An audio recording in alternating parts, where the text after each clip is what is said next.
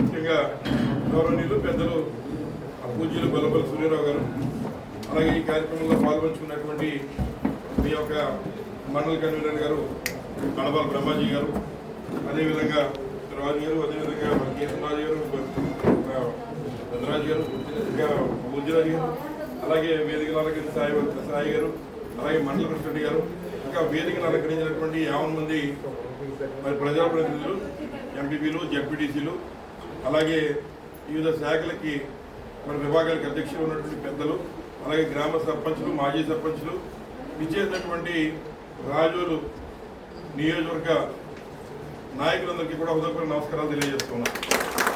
ఈరోజు ప్రధానంగా మరి గవర్నమెంట్ పెద్దలు సూర్యారావు గారు మరి ఆయన మాకేమీ నన్ను రిక్వెస్ట్ చేయవలసిన లేదు. ఈ విషయం కూడా ఇలా రావాలని చెప్పి ఆయన ఒక ఆర్డర్ వేశారు. ఆర్డర్ని అలాగే నాకు వస్తానని చెప్పి ఇవాళ రావడం జరిగింది.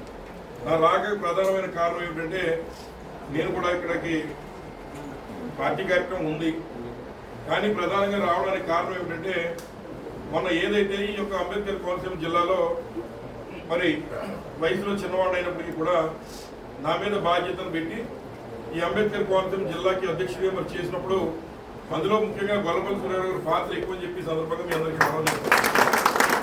అలాగే పెద్దలంతా గౌరవించి ఈ యొక్క బాధ్యతలు నన్ను పెడితే మీ అందరికీ కూడా రుణపడే విధంగా మీ అందరూ కూడా తిరిగి మీకు మరి కృతజ్ఞతలు తెలియజేయడం కోసం నేను అన్ని నియోజకవర్గాల్లో తిరుగుతున్నాను.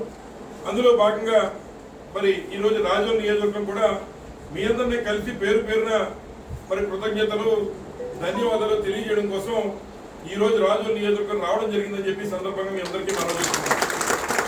వాస్తవంగా ఇక పార్టీ విషయాలకు వచ్చినట్లయితే మనందరికీ కూడా తెలుసు, మరి జగన్మోహన్ రెడ్డి గారు చాలా అదృష్టవంతులు. ఒక రకంగా మాట్లాడాలంటే ఏం చేద్దంటే రాజశేఖర రెడ్డి గారు తనయుడు అవడం ఒక అదృష్టం అయితే